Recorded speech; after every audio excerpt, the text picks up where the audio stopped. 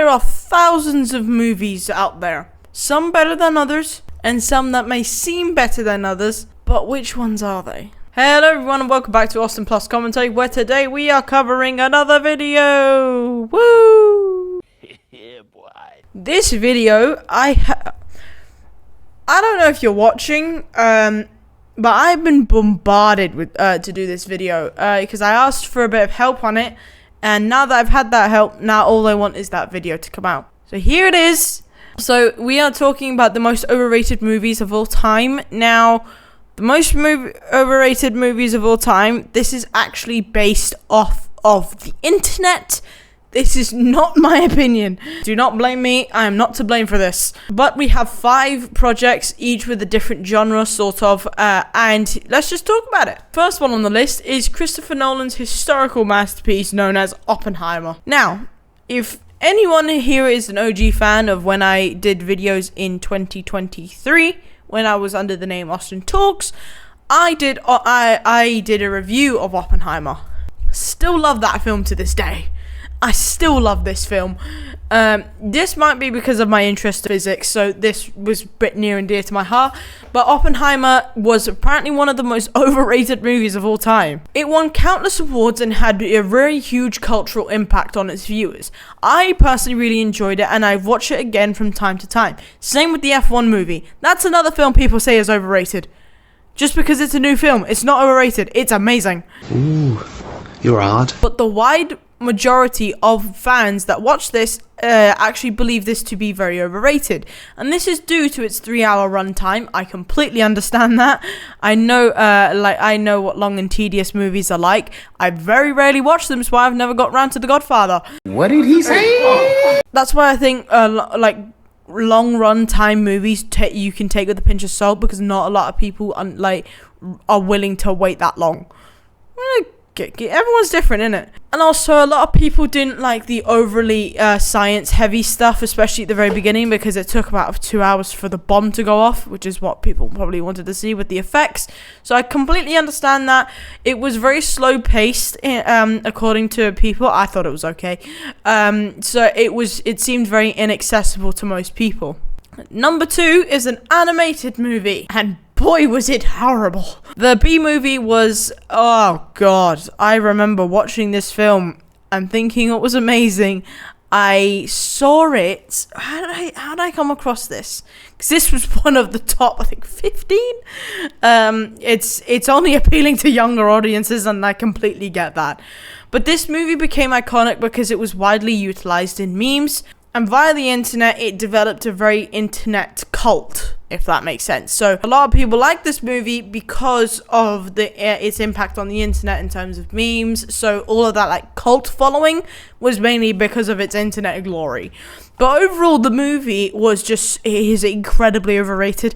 But a lot of people, a lot of kids really like this movie. I don't know why. It depends on your age group. I'm 17 now, and I hate this movie. I honestly hate it. As soon as I see that B, I cry. I'm so annoyed. But I know it is built for younger audiences. There'll probably be 4 or 5-year-olds that watch this movie. No one will understand the jokes. If you're old enough and then you watch it again, it's just traumatizing. It is just incredibly traumatizing. And also, overall, the film itself was not great. Now, an adaptation, the most infamous adaptation for its time, for when it was released, the Dr. Seuss, the most famous Dr. Seuss story out there, I think was the first big project to be turned from a story to an animation to a live action. It was one of the first. Now, this is including Disney. This was one of the first stories that was made into live action. But at the time of its release, it just exploded, and people thought it was great, and people still think it's great. Why? It runs off the same song sheet as the B movie, I will say. It is described, it is again a movie that is described to have a cult following type, and this movie the humor is so over the top, and it's also very bizarre. As I said, it runs off the same song sheet as the B movie, and it just can be overall off-putting. and it just has not aged well. But people probably that grew up with it absolutely love it. It's the whole idea of nostalgia. It's probably why I still watch a lot of like Marvel, DC movies, because I was essentially stapled to the TV when I was younger by choice. I'm kidding, obviously. Now, it wouldn't be an AustinPlus video without something Marvel related being involved in this, and boy do I have one for you. Eternals. Now, fun fact, I did not realize the big hype around this movie until it came, like when it came out. And I looked at reviews like that from the time when it was released, and holy crap, a lot of people love this movie. Now, a lot of people looking back know it was like the wrong decision in terms of an MCU, because in the MCU, you can either have a major good one or you can have a major fuck up. That's the problem with Eternals. And the marketing hype for this movie was and from the producers was just too much, and the delivery for this whole thing was very messy, and it was a very slow movie as well. For the length it was, we didn't get a lot, especially from the Deviants.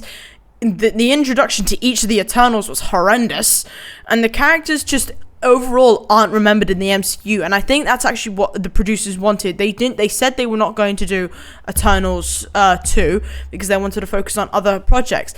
But you still have other characters from that movie that were not explained until maybe Marvel Zombies. You had a tiny verbal cameo from Eric Brooks' Blade, who we then saw in Marvel Zombies. But we also have Black Knight, played by Kit Harington. So you still have things to take away from that. It doesn't mean you just cut it off completely, because we all know it's happened. If you're an MCU fan, you know it happened. It might have been shit, but you know it happened. Now, the leading up to this movie was absolutely phenomenal.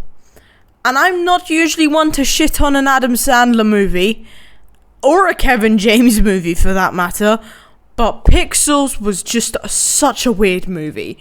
It was building up to be a fun and creative story based on some of the most iconic characters in gaming history. The people who started it all in arcades, Pixels, such as Pac-Man, Gladiator. No, that's not the one. Gladiators is a film. What is the other one? Space Invaders. Galactic Space Invaders. That's where I got that wrong. But this movie wasn't it, man. It just wasn't. Adam Sandler-led movies are often good, with the comedic aspect. For this movie, just was not there, and it was not great. Now, I get that the audience expectations for this movie was not very, it was very high, but then it kind of got depreciated. But I watched this movie not too long ago. It was good, but it wasn't great. I don't think it was definitely a watchable and something like you just put on in the background, or just like if you're itching for something to watch, just maybe put that on if you don't want to watch something new. I think Pixel's a good option, but I do know it was very overrated. The hype was way too high. Out of the most overrated movies, which was your favorite, and is there any others that you think are incredibly overrated? Leave a comment down below. But without further ado, everyone, that is the end of today's video. I do hope you all enjoyed it, and if you did, please leave a like and subscribe, and comment what else you would like to see on the channel. But without further ado, hope you have an amazing day as always, and I'll see you all in the next one. Bye bye. Yeah.